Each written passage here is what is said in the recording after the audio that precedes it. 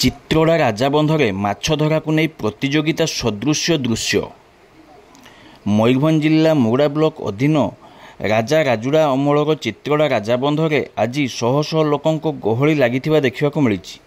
ସୂଚନା ଅନୁଯାୟୀ ଆଜି ସକାଳ 8ଟାରୁ ଉକ୍ତ ବନ୍ଧରେ ମାଛ ଧରା କାର୍ଯ୍ୟକ୍ରମ ଆରମ୍ଭ ହୋଇଥିଲା। ତେବେ ମାଛ ଧରିବା ପାଇଁ ଜାଲ ହିସାବରେ ଟଙ୍କା ଦେବାକୁ ପଡ଼ିଥିଲା।